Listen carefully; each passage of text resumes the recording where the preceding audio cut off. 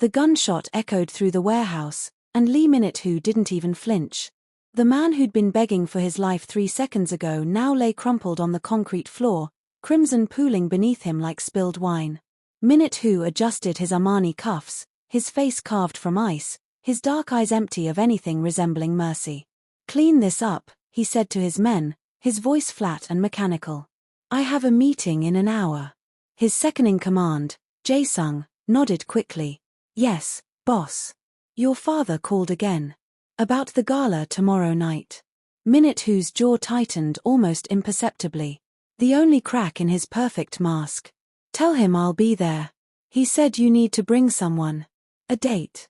He was very insistent. "Then tell him I'll handle it." Minute-Who walked toward his black Mercedes, his leather shoes clicking against the floor with military precision. 28 years old and he'd killed more men than he could count. 28 years old and he'd never felt his heart race for anything except violence. 28 years old and completely, utterly alone. The memory hit him as he slid into the back seat. His mother's face, pale and lifeless in the hospital bed. He'd been 17. His father hadn't made it in time because pride and a business deal mattered more than his dying wife. Minute-Who had held her hand as she took her last breath, and something inside him had died with her. She'd spent her whole life trying to protect him from this world, from becoming what his father was. She'd failed. Now he was worse. "Drive," he told his chauffeur, and closed his eyes against the memories that still had the power to cut him. Even after 11 years. Across the city, Clara Oludeji was having the worst day of her life, and that was saying something considering she'd had plenty of competition lately. The phone pressed against her ear felt like it weighed 1,000 pounds. "Mama, please don't cry," Clara said in Igbo, her own voice breaking. "I'm going to get the money. I promise." Her mother's weak cough crackled through the international line from Lagos. "Clara, my daughter, you don't have to do this. Come home. Let God handle it. God helps those who help themselves, Mama. You taught me that." Clara blinked back tears as she stared at the hospital bill on her phone screen. 7 million naira. Roughly $15,000. She had $300 in her bank account and worked 3 part-time jobs in Seoul just to keep her tiny apartment and send money home. "The surgery can wait another month. I'll figure something out." "Clara. I have to go, Mama. I have a catering shift tonight. At some fancy gala for rich people. The pay is good." It wasn't good enough, but Clara forced brightness into her voice. "I love you. Take your medicine." She hung up before her mother could hear her sob. Clara pressed her forehead against the wall of her cramped bathroom and let herself cry for exactly 2 minutes. She'd learned to time her breakdowns. Any longer and she couldn't stop. Any longer and she'd drown. Then she washed her face, fixed her makeup, and transformed herself into the smiling, efficient waitress wealthy Koreans never really saw. Just another black woman serving them champagne. Invisible. Unimportant. She had no idea her invisibility was about to end in the most spectacular way possible. The Schiller Hotel ballroom glittered like something out of a fever dream. Crystal chandeliers the size of small cars. Ice sculptures of dragons and phoenixes. Women dripping in diamonds that cost more than Clara would make in 10 lifetimes. Men in custom suits discussing deals that would never touch the real world where people like her lived. Clara moved through them like a ghost, her white serving uniform crisp, her smile professional, her heart somewhere else entirely. Korea had been good to her in some ways.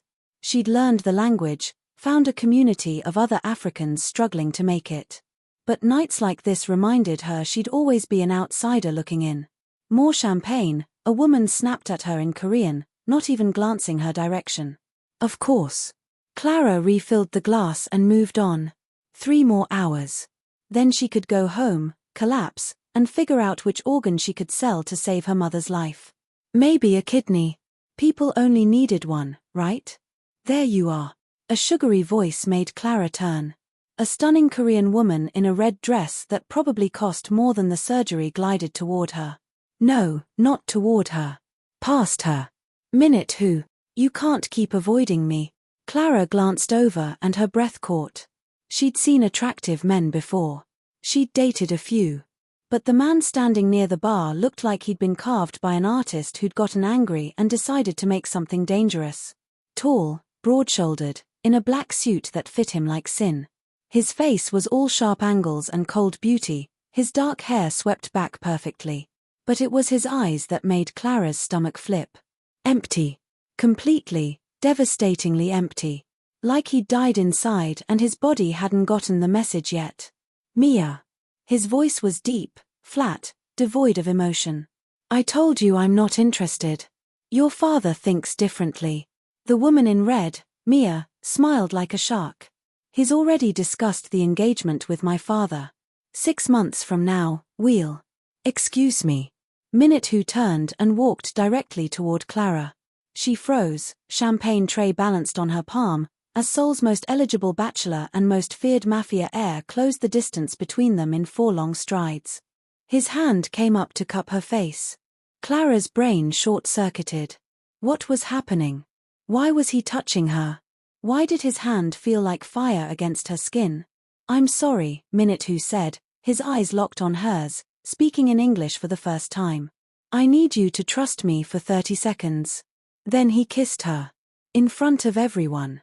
In front of Mia and the cameras and Seoul's entire elite society. His mouth was firm and warm and tasted like whiskey and desperation. Clara's tray tilted, champagne glasses sliding. She heard them shatter on the marble floor. Heard gasps ripple through the crowd. Heard her own heart thundering in her ears like drums. Minute's hand slid to the back of her neck, holding her there, his kiss deepening for just a moment. Clara's eyes fluttered closed against her will. She'd been kissed before, but never like this. Never like she was the last oxygen in a burning building. Never like he was drowning and she was air. When he pulled back, his eyes met hers. For just a second, something flickered in those dead depths. Surprise maybe. Or recognition. Then it was gone. Who are you? He asked softly. Clara's mouth opened but no sound came out. The entire ballroom had gone silent, hundreds of eyes drilling into her back. Her hand trembled against his chest where she'd grabbed his lapel without realizing it. Her voice came out scratchy. Clara. My name is Clara. Clara. He said it like he was tasting it. I'm Minute. And I'm very sorry, but I'm about to ruin your life. He raised his voice, turning to face the crowd while keeping one hand on her waist. Everyone, I'd like you to meet my girlfriend. The room exploded. Camera flashes erupted like lightning. Voices rose in shocked Korean chatter. Mia's face twisted with rage and humiliation. And Clara stood there, champagne-soaked and trembling, wondering what fresh hell she'd just stumbled into. Minute leaned down, his lips brushing her ear. Play along. Please. I'll make it worth your while. Are you insane? Clara hissed back in English. I'm working. I'm going to get fired. You won't work another day in your life if you help me right now. His hand tightened on her waist, not painful, but firm. Anchoring. I'll give you anything you want. Money. A visa. Whatever you need. Clara's mind raced. This was crazy. This was dangerous. This man was clearly unhinged and she should run. But his words echoed in her head. Money. Anything you want. Her mother's weak cough. The hospital bill.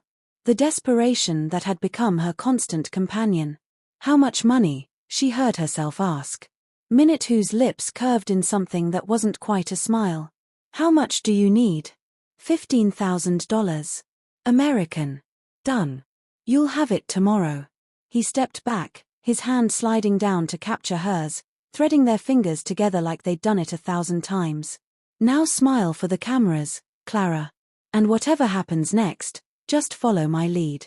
Clara plastered on the smile she'd perfected working service jobs, but inside she was screaming. She'd just made a deal with the devil in a designer suit. She'd just become the fake girlfriend of a man whose eyes looked like graveyards. She'd just done the stupidest thing of her entire life. Minute's father found them 10 minutes later. The crowd had given them some space, but not much. Every phone in the ballroom was probably uploading their kiss to social media right now. Clara's legs felt like water. Minute. The older man's voice carried the weight of authority and barely controlled rage. He was shorter than his son but somehow more intimidating, his face carved from the same ice. My office. Now. Bring your girlfriend. The word dripped with skepticism. Clara wanted to sink through the floor. Instead, she let Minute guide her through the crowd, his hand never leaving hers. His palm was slightly sweaty, the only sign he was human. The office was all dark wood and leather, designed to intimidate. Minute's father, Lee Dong-woo, sat behind a massive desk and stared at them like they were particularly disappointing chess pieces. Explain, he said in Korean. Minute answered in the same language, too fast for Clara to fully follow with her intermediate skills. But she caught words. Girlfriend. Serious. Private. None of your business. Dong-woo's eyes cut to Clara. You. Girl. What's your name? Clara Oludeji, sir. She straightened her spine. She wouldn't be intimidated. She'd survived Lagos, survived poverty, survived being alone in a foreign country. She could survive one angry Korean crime lord. Probably. You're Nigerian. It wasn't a question. Yes, sir. How long have you been seeing my son? Clara opened her mouth but Minute cut in. Father, that's. I asked her. Dong-woo's gaze never left Clara's face. How long? Clara's mind raced. What had Minute told him? She had no idea. She could blow this whole thing right now with one wrong answer. But something in the old man's eyes made her think he already knew they were lying. He was testing them. Testing her. 3 months, she said, picking a number that felt reasonable. We've been keeping it quiet. I'm not exactly. She gestured at herself. Your world. No. You're not. Dong-woo leaned back. You're a waitress. Serving champagne to your betters. Anger flared hot in Clara's chest. I'm a woman working 3 jobs to pay for my mother's cancer treatment. And I serve champagne with more dignity than most of these people drink it with. The room went silent. Minute's hand tightened on hers in warning. Dong-woo's eyebrows rose slowly. Then, unexpectedly, he laughed. Just once, sharp and short. She has spine. I'll give you that. He looked at his son. You could have chosen Mia Lopez. Beautiful, connected, from a good family. Instead you choose. He waved a hand at Clara. Instead I choose someone who makes me happy, Minute said quietly. Isn't that what mother would have wanted? Dong-woo's face shuttered closed. Don't talk to me about your mother. Why not? She's the reason you're so desperate for me to settle down, isn't she? She's the reason you think I'm broken.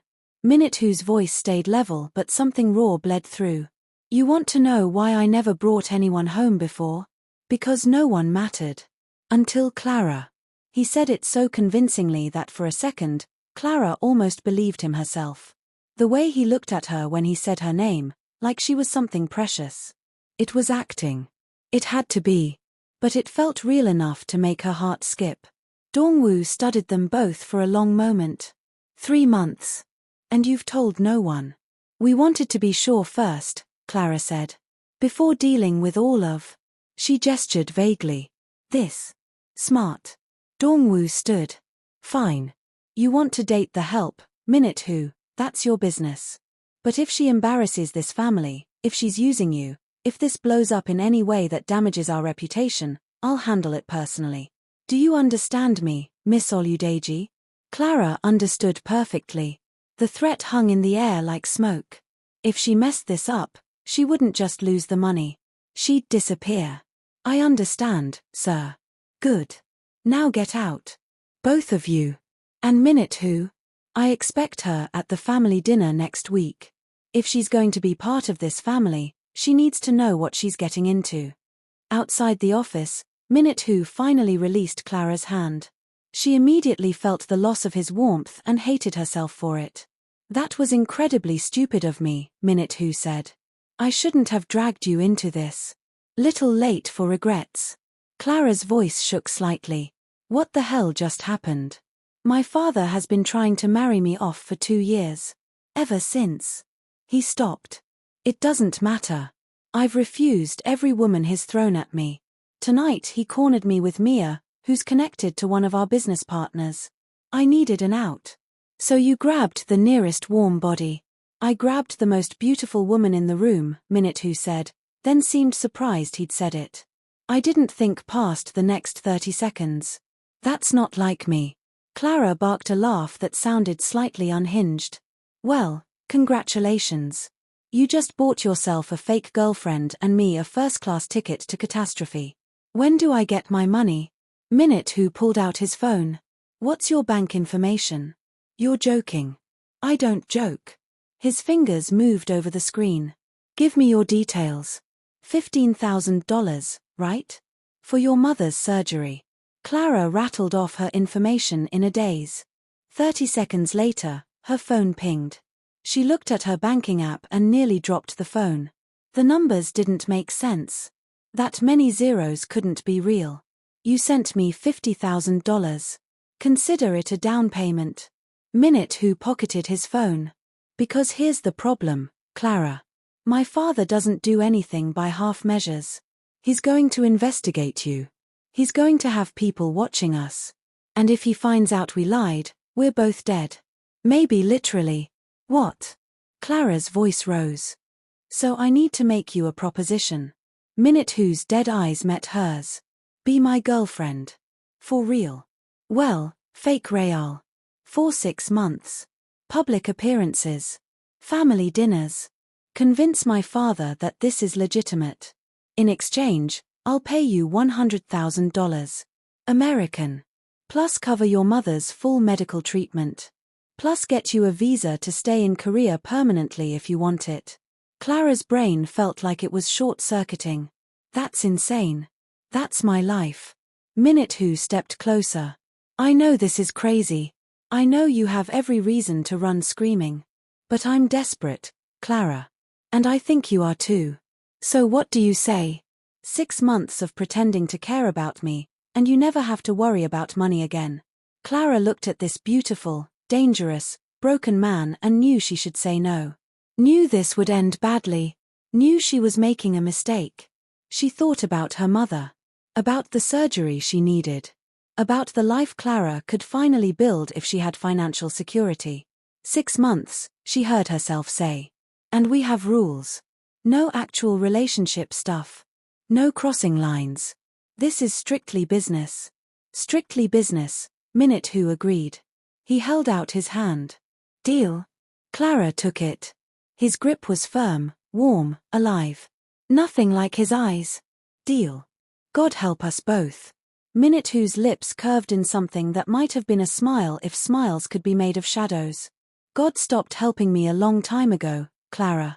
Now I just have you. And somehow, that was the saddest thing Clara had ever heard. The contract arrived at Clara's apartment the next morning via a man in a black suit who looked like he ate nails for breakfast. Clara signed it with shaking hands, her eyes scanning the legal jargon that basically said she was selling 6 months of her life to the highest bidder. The money hit her account an hour later. $100,000. She immediately transferred $15,000 to the hospital in Lagos and collapsed on her floor, sobbing so hard she couldn't breathe. Her mother would live. That's all that mattered. Whatever happened next, her mother would live. Minute's first text came that afternoon. Dinner tonight. My place. We need to get our story straight. Driver will pick you up at 7. Clara stared at the message. No please. No if you're available. Just commands. She should have been insulted. Instead, she found herself replying, what's the dress code? Casual. It's just us. Just us. Those 2 words made her stomach flip in a way that had nothing to do with fear and everything to do with the memory of his mouth on hers. Clara shook her head hard. No. Absolutely not. This was business. He was paying her. She would not catch feelings for a man whose eyes looked like winter. The car that picked her up was worth more than her entire life savings before yesterday. The driver didn't speak, just drove her through Seoul's most exclusive neighborhood until they reached gates that looked like they could stop a tank. Minute's house wasn't a house. It was a fortress pretending to be modern architecture. All glass and steel and money. A woman in a uniform let her in.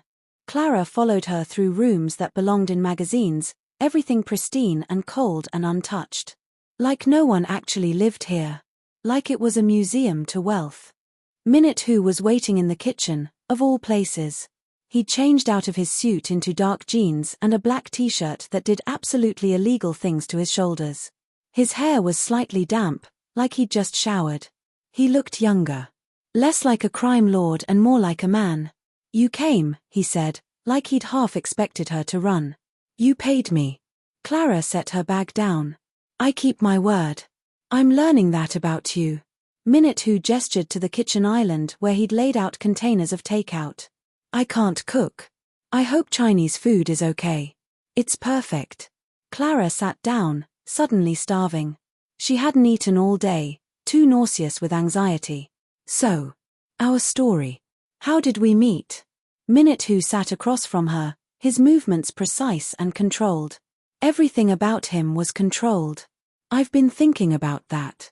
The truth is easiest to remember. We met at a charity event 3 months ago. You were working catering. I saw you, pursued you, wore you down eventually." "Wore me down?" Clara raised an eyebrow. "That's romantic." "I'm not romantic." He said it like a diagnosis. "I'm persistent. There's a difference." "Clearly." Clara took a bite of Kung Pao chicken. "What about intimacy?" Minute Who's chopsticks paused halfway to his mouth. "What about it? Your father's going to expect us to act like a real couple. That means touching. Affection. Maybe more than just hand-holding." Clara forced herself to meet his eyes. "We need boundaries. Clear ones." Something flickered across Minute Who's face. "You're right. I hadn't thought that far ahead. You kissed me in front of 300 people without thinking. I'm noticing a pattern." His lips twitched. Not quite a smile but close. "Fair point. Okay. Boundaries. In public, we can hold hands, hug, kiss if necessary. Nothing more. In private, we maintain distance unless my father or his people are around." "And your bedroom?" Clara asked, then felt her face heat. "I mean, separate rooms, right? Separate floors if you want." Minute Who's gaze was steady. "I'm not going to touch you, Clara. Not unless you want me to. This is business. I need you to feel safe." The word safe coming from a man who'd killed someone just yesterday should have been laughable. But something in his voice made Clara believe him. Made her feel, impossibly, that she might actually be safe with him. "Okay. Good. That's good." She cleared her throat. "What about your world? I know nothing about organized crime or Korean high society or any of this. I'm going to mess up. Then we'll practice." Minute Who stood, walking around the island until he was beside her. "Stand up." Clara stood, confused. Minute Who took her hand, his touch gentle, and pulled her close. Not touching, but close enough that she could feel his body heat. Close enough to smell his cologne, something expensive and dark. "In my world," he said quietly, "women are expected to be decorative and silent. You're neither. That's going to cause problems. I can be silent if I have to." "Don't." The word came out sharp. "Don't change yourself for them. My mother tried that. It killed her spirit long before it killed her body." His jaw clenched. "Just be careful. My father's associates are dangerous. Some of them are traditionalists who won't like seeing me with a foreign woman. Especially a black woman." Clara's stomach turned. Racist dangerous or just regular dangerous? "Both." Minute Who's hand tightened on hers. "Stay close to me at events. Don't drink anything someone else hands you. Don't go anywhere alone. And if anyone threatens you, you tell me immediately. Do you understand? You're scaring me." "Good. You should be scared." His eyes met hers, and for the first time she saw something real in them. Concern. "I brought you into this. It's my responsibility to keep you safe." "I agreed to come." Clara stepped back, needing space to think. "I'm not your responsibility, Minute Who. I'm your employee." "You're not," he stopped, frustrated. "This isn't an employer-employee relationship. We're partners." Collaborators. I need you to survive this as much as you need the money. That makes us equals. Equals. Clara laughed, but it wasn't bitter. Just tired. The Mafia King and the waitress. Sure. Totally equal. The Mafia King and the woman who called my father's business associates betters with enough contempt to make him laugh. Minute Who's expression softened slightly. You have no idea how rare that is. No one talks back to him. No one challenges him. You did it without thinking. Yeah, well, I have a problem with authority. I'm noticing a pattern, he said, throwing her words back at her. Clara found herself smiling. Really smiling. Did you just make a joke? I'm not sure. It's been so long I've forgotten how. Minute Who moved back to his seat, putting safe distance between them again. Tell me about your mother. The question caught her off guard. Why? Because my father will ask you about her. And because I'm curious. He picked up his chopsticks. You're paying for her cancer treatment. That's a lot of love. Clara sat back down, her appetite suddenly gone. She's everything. After my father died, she raised me and my two brothers alone. Worked herself to the bone. Sent me to university. Supported my decision to come to Korea even though it broke her heart. Her voice cracked. She's only 53. She shouldn't be dying. My mother was 45 when she died. Minute Who's voice was flat again, emotionless. Breast cancer. She'd been sick for a year but my father refused to slow down his work. He wasn't there when she died. I was. I held her hand and promised her I'd never become like him. Then I became exactly like him. Why? The question hung in the air. Minute Who stared at his food like it held answers. Because it was easier than feeling anything, he finally said. Because pain is exhausting and anger is fuel. Because this world doesn't reward vulnerability, it devours it. He looked up. But you already know that. You're here, aren't you? Selling yourself to save someone you love. We're not so different, you and I. We're completely different. Clara's voice was firm. I'm doing this out of love. You're doing this out of, what? Spite? Revenge against your father? Maybe both. Minute Who's lips curved in that shadow smile again. Or maybe I'm just tired of being alone. The honesty of it hit Clara like a punch.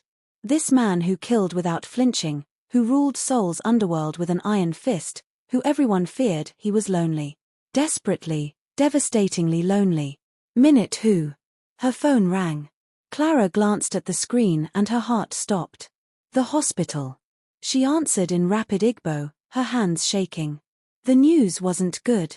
Complications. Her mother needed surgery sooner than planned. Tomorrow, if possible. The doctor's voice was grave. Clara felt the world tilt sideways. How much? She asked in English, already knowing the answer would be bad. The number made her vision blur. Even with the money Minute Who had given her, even with insurance, it wasn't enough. Not even close. She hung up and realized she was crying. Just tears streaming down her face without sound, her body shaking. Clara. Minute Who was there suddenly, his hand on her shoulder. What happened? My mother. She needs emergency surgery. Tomorrow. And I don't have enough money. Even with what you gave me, I don't. A sob broke through. I can't lose her. I can't. She's all I have. Minute Who pulled out his phone. His voice when he spoke was commanding, cold, the crime lord not the man. How much do you need? 50,000. But Minute Who, I can't ask you for. You're not asking. I'm giving. He was already typing. What's the hospital's information? You don't have to do this. Yes, I do. He looked at her, and something in his eyes made her breath catch. Something warm. Something alive. You're mine to protect now. That includes your mother. He finished typing and pocketed his phone. It's done. The money will be there in an hour. They'll do the surgery tomorrow. Your mother will live. Clara stared at him. This man who claimed he couldn't feel anything. This man who just casually spent $50,000 like it was nothing because she was crying. This beautiful, broken, impossible man. Why? She whispered. Minute who reached out and wiped a tear from her cheek with his thumb. The gesture was so gentle it made her heart crack. Because maybe we're not so different after all, he said. Maybe we both know what it's like to lose someone we love. And maybe I can't save my mother, but I can save yours. Clara did something stupid then. She stepped forward and wrapped her arms around him, burying her face in his chest. He stiffened, clearly shocked. Then, slowly, carefully, his arms came around her, holding her like she was made of glass, like she might break. They stood there in his empty, pristine kitchen, two broken people clinging to each other like lifelines, and for the first time since her mother's diagnosis, Clara felt like maybe everything would be okay. She had no idea that in that moment, standing in Minute-Who's arms, she'd just made the most dangerous mistake of all. She'd started to care. And in Minute-Who's world, caring got you killed. 3 weeks passed like a fever dream. Clara moved through her new life like an actress who'd forgotten she was acting. The media ate up their story. Seoul's Mafia prince falls for Nigerian beauty, the headlines screamed. Her Instagram exploded with followers. Strangers recognized her on the street. And through it all, Minute-Who was there. Steady. Protective. Slowly becoming less of a stranger and more of something she didn't want to name. They fell into a rhythm. Public appearances twice a week where he'd hold her hand and look at her like she hung the moon. Private dinners at his place where they'd talk for hours about everything and nothing. Her mother's successful surgery. His childhood before his mother died. The weight of legacies they never asked for. Clara learned things about him. That he liked his coffee black and his whiskey neat. That he had nightmares that made him wake up gasping. That he played piano when he thought no one was listening, beautiful sad songs that made her chest ache. That he was touch-starved and didn't even know it, leaning into her casual touches like a plant toward sunlight. And Minute-Who learned things about her. That she hummed Nigerian songs when she cooked. That she called her mother every morning without fail. That she was brilliant and funny and kind in ways that made him remember what it felt like to be human. That she was breaking through walls he'd spent 11 years building. It was dangerous. It was stupid. It was inevitable. The family dinner happened on a Friday night that felt like walking into a lion's den. Minute-Who's father had invited them to his estate, along with several of his top associates and their families. Clara wore a dress Minute-Who had sent her, elegant and expensive, and felt like a fraud. "You look beautiful," Minute-Who said when he picked her up. He'd said it before, but tonight it sounded different. Like he meant it beyond the performance. "I look terrified." "That too." He took her hand. "Remember. Stay close. Don't drink anything from anyone but me. And if anyone makes you uncomfortable, squeeze my hand 3 times. You've told me this 5 times. Then consider it 6. His jaw was tight. "These men are vipers, Clara. They'll smile at you while planning how to use you against me." The estate was even more intimidating than Minute-Who's house. Clara counted at least a dozen security guards before they even reached the front door. Inside, the dining room could seat 30 people easily. Crystal. Gold. Opulence that made her skin crawl. Dong-woo greeted them with cold civility. "Miss Oludeji. You look well." "Thank you, sir. Your home is beautiful." "It should be. It cost enough." He turned to his son. "Minute-Who. We'll talk business after dinner." The dinner was excruciating. Clara sat beside Minute-Who, his hand possessively on her thigh under the table, while men in expensive suits discussed things in coded language she didn't understand. Shipments. Territory. Problems that needed handling. Every word dripped with violence. The woman across from her, wife of one of the associates, stared at Clara like she was an exotic pet. "So," she said in Korean, speaking slowly like Clara was stupid. "You're Nigerian?" "Yes." Clara smiled sweetly. "How interesting. I've never met anyone from Africa before." The woman's tone suggested this wasn't a compliment. "Tell me, how did you trap our Minute-Who? He's usually so careful about the company he keeps." The table went quiet.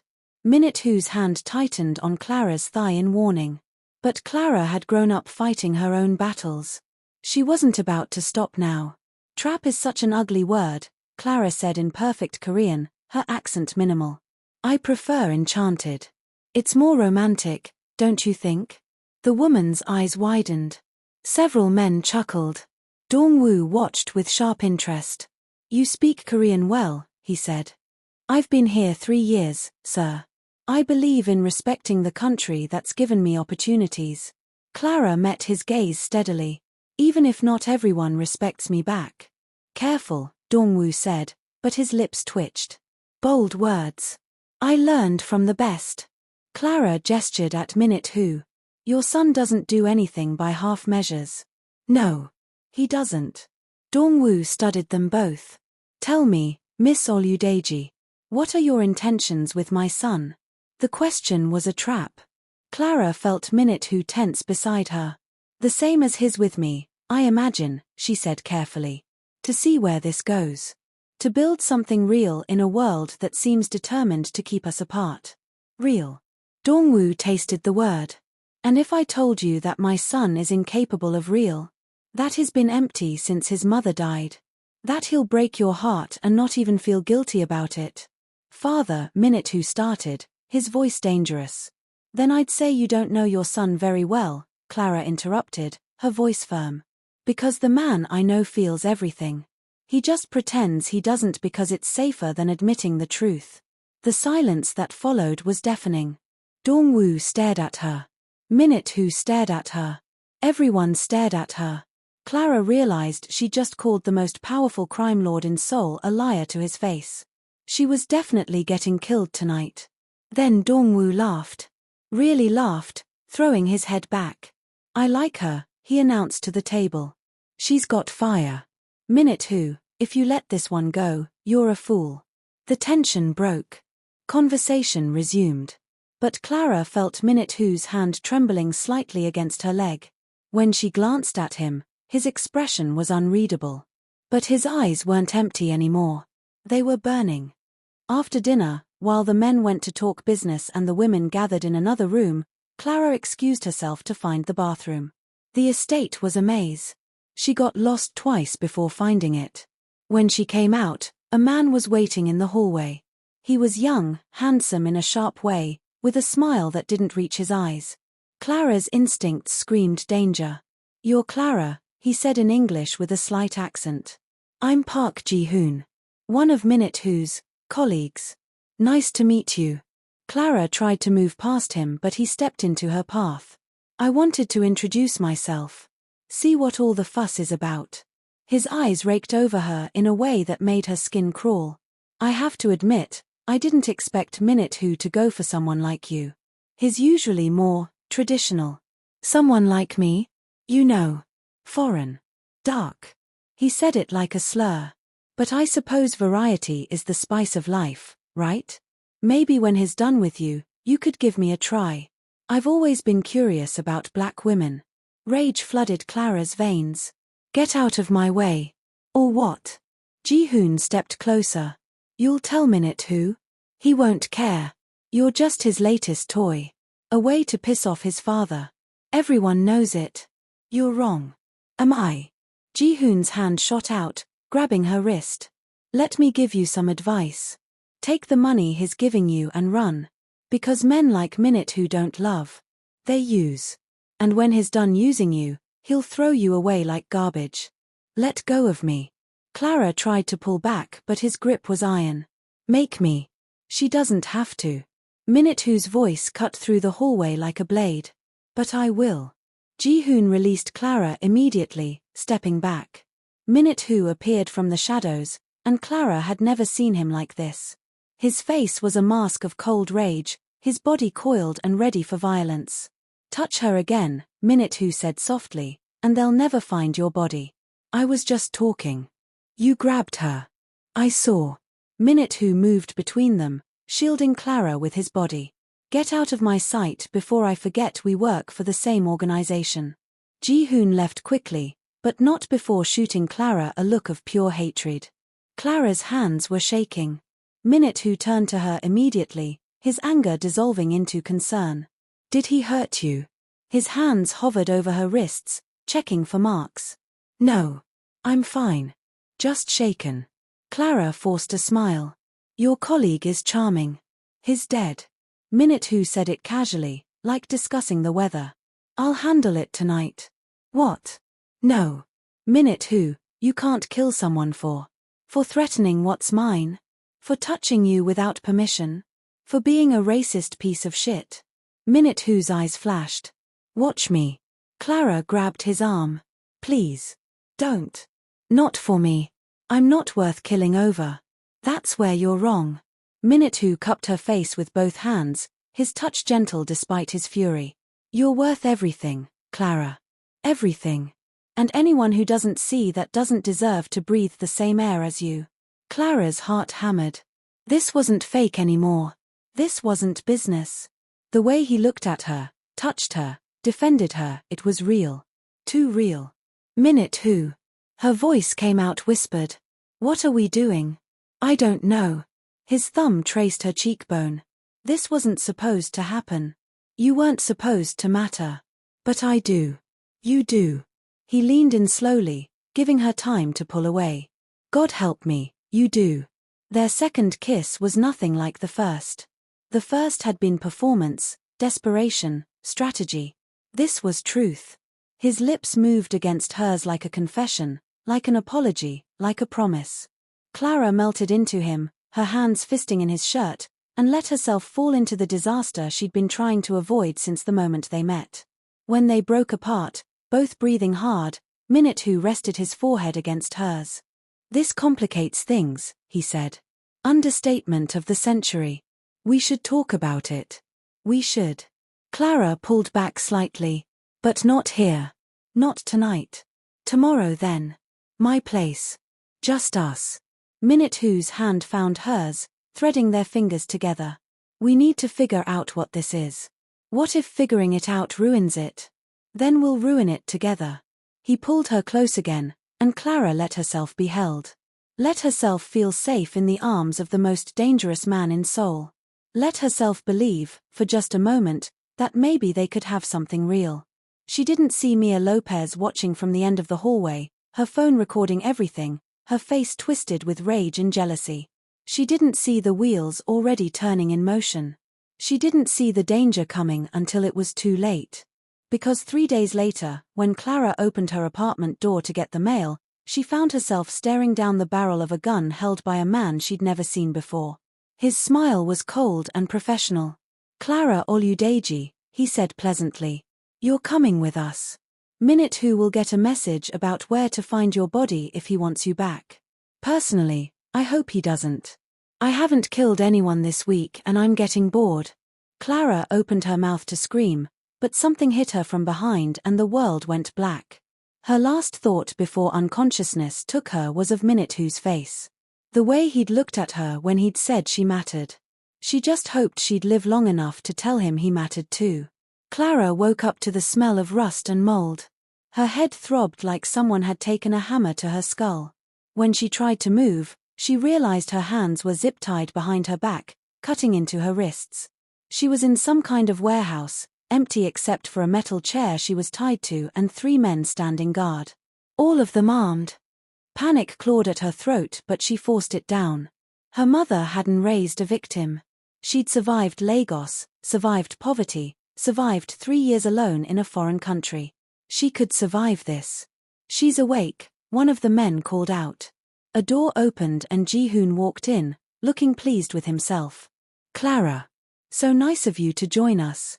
He crouched in front of her, his smile vicious. I bet you're wondering why you're here. I'm wondering when Minute's going to kill you, Clara said, her voice steadier than she felt. Because he will. You know that, right? Ji-hoon's smile faltered. Minute won't do anything. Not when I have you. See, he's gone soft. Everyone's noticed. The great Lee Minute brought to his knees by some African waitress. It's pathetic. You're jealous. Clara almost laughed. That's what this is. You're jealous that he chose me over people like you. Shut up. Ji-hoon backhanded her across the face. Pain exploded through Clara's cheek. She tasted blood. Hit me again, she spat. It won't change the fact that you're nothing. Minute who will come for me. And when he does, you're dead. Let him come. Ji-hoon stood. I've got 20 men here. Weapons. This whole place is a trap. Minute who walks in trying to play hero, we kill you both. Problem solved. I take over his territory. His father might even thank me for removing his distraction. Clara's heart sank. This wasn't just a kidnapping. This was an execution. Ji-hoon had planned this carefully, and Minute who, blinded by emotion, would walk right into it. Unless she could warn him somehow. Minute who got the message 3 hours after Clara disappeared. A photo of her tied up, unconscious, blood on her face. The location. A time limit. Come alone or she dies.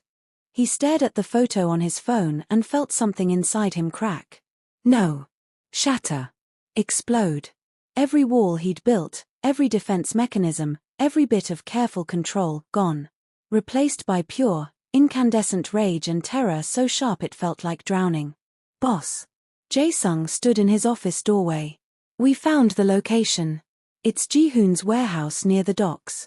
But boss, it's a trap. Obviously a trap. I know. Minute whose voice was dead calm. The calm before a massacre. How many men does he have? At least 20. Maybe more. And the warehouse is fortified. You can't just walk in there. Watch me. Minute who. Jae-sung stepped closer. Think about this. He wants you emotional. He wants you reckless. That's how he wins. He already won the moment he touched her. Minute who loaded his gun with mechanical precision. Get me 15 of our best men. Full tactical gear. We're going in loud. Your father can go to hell. Minute who looked up, and Jae-sung actually stepped back. He'd seen his boss kill dozens of men without blinking. But he'd never seen him look like this. Like death itself. Clara is mine. Anyone who hurts what's mine doesn't get to keep breathing. Assemble the team. We leave in 10 minutes. Minute who called his father as he loaded into the armored SUV. Dong-woo answered immediately. I heard, the old man said. Ji-hoon's making his move. I'm going to kill him. Probably. But you're walking into a trap, Minute who. You could lose everything. I already lost everything when she was taken. Minute whose hand trembled slightly on the gun. If she dies, I die. That's not a metaphor, father. That's a promise. I won't survive losing someone I love again. Silence on the other end. Then, you love her. Really love her. Yes. Your mother would be happy. Dong-woo's voice softened. She always said you had too much heart for this life. I tried to beat it out of you. I failed. Thank God I failed. Father. I'm sending backup. Another 20 men. And Minute who? Bring your girl home. The line went dead. Minute who closed his eyes briefly. Then he opened them, and the man who'd been slowly learning to feel again disappeared. In his place was the Mafia king of Seoul. Cold. Calculated. Deadly. Let's go, he told his driver. And someone get me a bulletproof vest. If I'm dying tonight, I'm taking Ji-hoon with me. The assault happened at midnight. Minute whose team hit the warehouse from 3 sides simultaneously. Gunfire erupted like thunder. Clara heard it from inside and her heart leaped. He'd come. Of course he'd come. Ji-hoon heard it too and his confident smile disappeared. How many men does he have? Sounds like an army, one of his men said nervously. Doesn't matter. Everyone inside. Guard the girl. He wants her. He'll have to go through all of us. The warehouse became a war zone. Clara heard shouting, gunshots, screams. She worked frantically at the zip ties, feeling them cut deeper into her wrists but not caring. Blood made them slippery. If she could just. The ties snapped. Clara's hands were free. She looked around desperately. She was still tied to the chair by her ankles but her hands were free. That was something. The door burst open. Minute who came through it like an avenging angel, gun raised, face spattered with blood that wasn't his. His eyes found Clara immediately and something raw crossed his face. Relief. Terror. Love. Clara. Ji-hoon stepped out from behind a pillar, his gun pressed against Clara's temple. She froze. "Drop it," Ji-hoon ordered. "Drop the gun or I paint the walls with her brain." Min-it-hoo stopped. For a long moment, he just stared at them. Then, slowly, he lowered his gun. Set it on the ground. Raised his hands. "There we go," Ji-hoon said. The great Min-it-hoo, defeated by a woman. How poetic. "Let her go." Min-it-hoo's voice was steady. "This is between us. No. This is about sending a message. You're weak. You're compromised.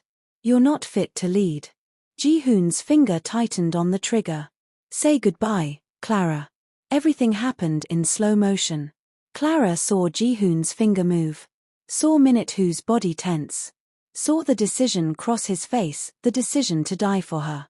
Min-it-hoo lunged forward just as the gun went off. The bullet that was meant for Clara's head hit Min-it-hoo in the chest. He crashed into her chair, knocking them both sideways. Clara hit the ground hard, Min-it-hoo on top of her, blood spreading across his shirt in a crimson bloom. "No." Clara screamed. "No, no, no." Ji-hoon stood over them, his gun raised for another shot. But he never got the chance.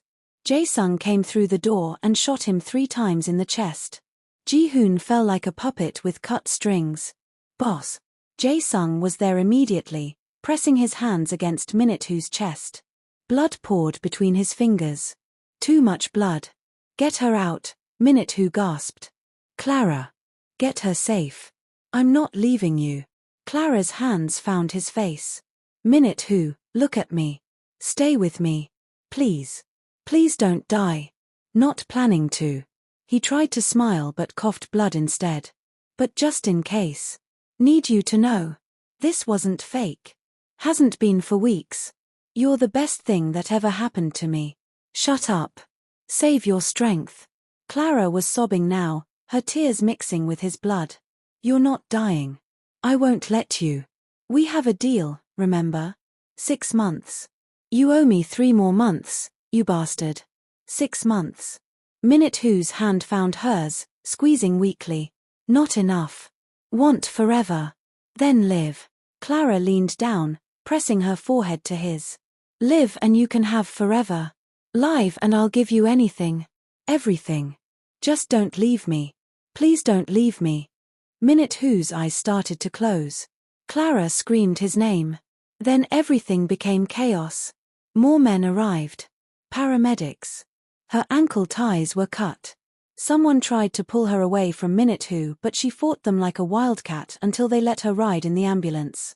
She held his hand the entire way to the hospital, begging him to hold on. Begging God, the universe, anyone who was listening. She'd lost so much already. She couldn't lose him too. The surgery took 6 hours. Clara sat in the waiting room, still covered in his blood, and prayed harder than she'd ever prayed in her life. Dongwoo arrived an hour in. He sat beside her without a word, and they waited together. 2 people who loved the same broken man. When the doctor finally emerged, Clara stood so fast she almost fell. "Is he? He's alive." The bullet missed his heart by 2 centimeters. "He's incredibly lucky." The doctor smiled. "He's asking for someone named Clara." Clara ran. She didn't walk, didn't ask permission, just ran down the hospital hallway until she found his room. Min-it-hoo was awake, pale, hooked up to a dozen machines. But alive. Beautifully, impossibly alive. "You're okay," she breathed, collapsing into the chair beside his bed. Disappointed. His voice was weak but that dry humor was there. Furious. Clara grabbed his hand. "You jumped in front of a bullet for me. You almost died. Would do it again." Min-it-hoo's thumb traced her knuckles. In a heartbeat. "You're worth dying for, Clara. You're worth living for." Clara leaned forward carefully. "So live. Live and let me love you. Really love you. No more contracts. No more pretending. Just us. Real. Real," Min-it-hoo repeated, his eyes suspiciously bright. "I don't know how to do real. Then we'll learn together." Clara kissed him gently, carefully, like he was precious. Because he was. "Deal?" Min-it-hoo pulled her closer with his free hand, kissing her back with everything he had. When they broke apart, he was smiling. Really smiling. The first real smile she'd ever seen from him. "Deal," he whispered. "Forever deal." 6 months later, Clara stood in a white dress that blended Nigerian and Korean styles, looking at herself in the mirror. Her mother stood beside her, healthy and glowing, crying happy tears. "My daughter," she said in Igbo. "Marrying a king." "A reformed king," Clara corrected. Minute, who had been slowly transitioning the business to legitimate enterprises.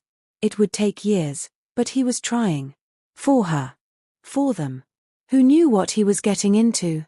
The wedding was beautiful. 2 cultures woven together perfectly. Minute, who waited at the altar in a traditional Korean hanbok and said his vows in Igbo that Clara had taught him.